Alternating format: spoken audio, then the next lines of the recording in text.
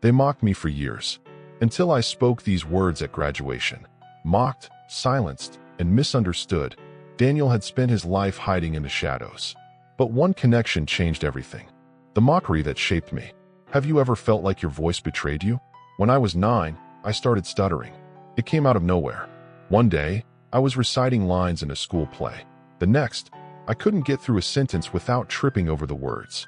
Doctors said it might have been trauma. Maybe it was. My parents had a brutal divorce around the same time. Screaming matches, shattered plates, slammed doors. A war zone masquerading as home. Whatever the reason, the stutter stayed. By high school, it had become my shadow. Clinging, suffocating, inescapable. They called me names. Daniel the Damaged. CD Skip. Buffer Boy. But Sierra, she was the queen of cruelty. She didn't just mock me. She performed it. Loudly, dramatically, with a flair that drew laughter like a fire draws moths. She'd say things like, "Oh no, he's buffering again. Somebody check the Wi-Fi." People laughed. Teachers looked uncomfortable, but said nothing. You know how it is. Popularity is armor, and Sierra was untouchable. I learned to avoid eye contact. I sat in the back, walked the long way around to avoid crowded halls. My goal wasn't to thrive, it was to survive. Until Lena, the girl in the corner. Her name was Lena. I noticed her long before we ever spoke. She always sat by the window in our 5th period art class, sketching quietly, her headphones tucked beneath a curtain of dark, curly hair. She wasn't like the other girls. No flashy outfits, no loud laughs, no dramatic group chats. She existed in her own world, like she was half here and half somewhere far more peaceful. And the strange thing? She never laughed when Sierra mocked me. Never flinched. Never looked smug. Never even looked away in embarrassment like the few decent ones sometimes did. She just watched. I didn't know it then, but that silent gaze would one day mean more than 1,000 loud apologies. One rainy Tuesday, Mrs. Henson paired us for a sculpture project. Just my luck, I thought. I was sure she'd hate it, being stuck with the broken stutter kid. But when I hesitated to introduce myself, waiting for the inevitable smirk, she did something that shocked me. She smiled. Soft, honest, kind. "I'm Lena," she said, offering her hand. I stared at it, then up at her. And for the first time in what felt like forever, I managed to say, "D. Daniel." And nice to meet you. No mocking, no flinching, just that same soft smile. "Nice to meet you too, Daniel," she replied, like my name was a gift. Silence that heals. We worked together for 3 weeks on that project. It was a clay bust assignment. Sculpt what emotion feels like. I dreaded it. How was I supposed to mold something I couldn't even explain with words? But Lena made it make sense. "Emotion isn't clean," she said, her fingers pressing clay into jagged lines. "It's messy, raw. Let it be ugly, real. It'll speak for itself." I watched her hands move with purpose. Controlled chaos. She let me talk when I could, waited patiently when I got stuck, and never filled in my words. It was the first time someone didn't try to help me speak better. She just let me be. And slowly, that silence between us turned sacred. I found myself lingering after class. Not to talk, necessarily, just to sit near her. Watch the way she shaded in grief or outlined joy in fractured geometry. She understood pain, and not the kind you show off online for sympathy. The kind you carry like a second spine. One day, as we packed up, she looked at me and said, "You know, you're the only person here who listens with their whole face." I must have looked confused. She chuckled. "Most people listen just enough to reply. You listen like it matters." I didn't have words for that, but I didn't need them. She already knew. The echo of laughter. Of course, Sierra wasn't gone. People like her never really leave your life. They hover like echoes, showing up at the worst times. She spotted us in the hallway one afternoon, me and Lena walking side by side, hands occasionally brushing, not quite holding. And that was enough. "Oh, look at our little glitch boy scoring an art girl. Cute. Lena, blink twice if you're being held hostage by the lag." Snickers. A few scattered laughs. And worst of all, the silence of teachers walking by, pretending not to hear. I froze. But Lena didn't. She turned, calm as anything, and said, "Your jokes are stale, Sierra. Like off-brand cereal. You try so hard to be sharp, but all I hear is static." And just like that, Sierra blinked. Her mouth opened, then shut, and we walked on. I didn't speak for several minutes. Then, quietly, thank you. Lena squeezed my hand. She only has power if you believe her. You don't owe her your silence. That sentence stuck with me, like a thorn, but in a good way. Something that reminds you you're still alive. A voice cracked open. It started with a poem. I'd written it during one of those sleepless nights when the silence in my room was so loud it felt alive. It was raw and ugly and full of jagged emotions that didn't rhyme or fit a pattern. But it was mine. Lena read it one afternoon in the art room while we waited for our sculptures to dry. She didn't speak for a long time after finishing. Then she whispered, "You need to read this." Out loud. To people. I shook my head before she finished the sentence. I see can't. I'll mess it up. They'll laugh. So what? She said simply. Let them. But someone else, someone like you, might be listening. And for them, it could mean everything. That night, I signed up for the open mic event at school. I didn't tell anyone, not even my dad. The echo chamber at home. My father was complicated. He wasn't a bad man, just a disappointed one. Disappointed that his son wasn't normal, that he had a boy who couldn't say a single sentence without it sounding like a car engine trying to start in winter. He used to say things like, "If you just slowed down, Daniel. If you focused, you wouldn't stutter." As if I hadn't tried everything. As if I didn't sit in front of mirrors at night, forcing syllables through trembling lips until I cried. When I told him about the open mic the morning of the event, he frowned. "Why would you put yourself through that?" he asked. "They'll mock you." Again. "I want to," I said, avoiding his gaze. He sighed. "You don't need to prove anything, Daniel. Just keep your head down and finish school. That's enough." But it wasn't. Not for me. The stage and the storm. The gym was dimly lit, fairy lights strung across the ceiling, folding chairs set up in rows. I was number 9 on the list. I nearly left after number 7. My hands were shaking. My mouth was dry. My heart was trying to claw its way out of my chest.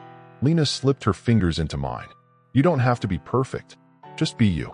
When they called my name, there was a low murmur of surprise. People looked up from their phones. I stepped onto the stage like I was walking off a cliff. I opened my notebook, took a deep breath, and spoke. Not fluently, not smoothly, but honestly. The poem was about shame.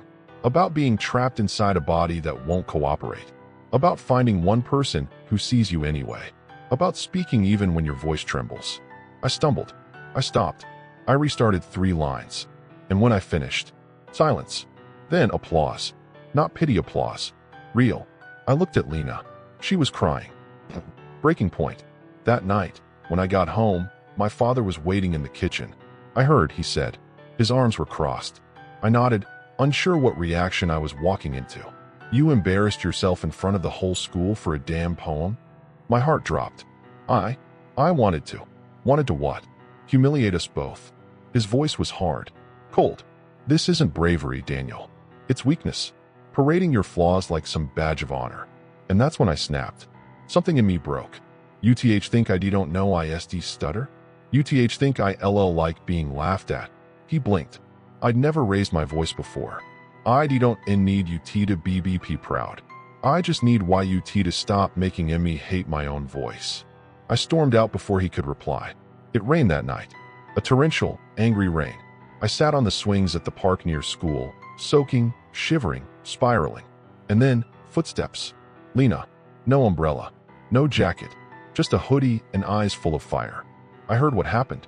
I looked away. She sat beside me. "I want to tell you something," she said. "You are not broken. You are a symphony that hasn't learned its rhythm yet. But it's there, and I hear it." I broke. Tears. Sobs. Shaking shoulders. She held me. And in that moment, her arms were louder than any applause. The echo starts to fade. After that night in the rain, something shifted in me. Not instantly. Not like a movie scene where the hero suddenly stands taller. But slowly. Steadily. Each day, I walked into school with a little less fear. Not because people stopped mocking me, but because I stopped caring whether they did. I started raising my hand in class, volunteering for group presentations, reading out loud, even when my words came out tangled. And people noticed. Lena's presence was like armor. But more than that, I'd started to build my own. One day in English, we had a substitute. We were going around the room reading excerpts from a play. My turn came, and I stood. Sierra rolled her eyes. "Oh joy," she muttered. Can we get a translator on standby? A few kids chuckled, but then something happened I'll never forget. Mr. Hughes, the quietest guy in class, turned to her and said, "Maybe if you shut up for once, you'd actually hear something worth listening to." Silence. And then another voice. Then another, until the balance shifted. And Sierra didn't say anything. For the first time, her words didn't stick. They fell flat, like echoes in an empty room. A father's voice. 2 days before graduation, my dad knocked on my bedroom door. He never knocked.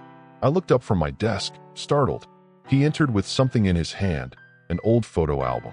He sat at the edge of my bed, looking down at a picture of me as a kid, smiling wide with 2 front teeth missing. "I found this today," he said. "Made me think." I didn't speak. He sighed, thumbing the corner of the page. "I used to think I had to protect you from the world by toughening you up. Like if I made you strong enough, the world couldn't hurt you." He looked up at me, eyes tired. But I was wrong. I wasn't protecting you. I was joining the people who made you feel small. Silence. "I'm sorry, son."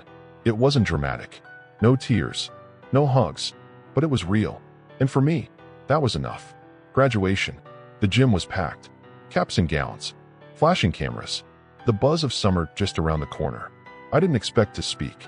But just as Principal Granger finished calling names, he tapped the mic. "We have one final surprise. This year, we wanted to end with a student voice. A voice that's shown us courage, resilience, and growth. Please welcome Daniel Carter." A hush fell over the room. My knees shook.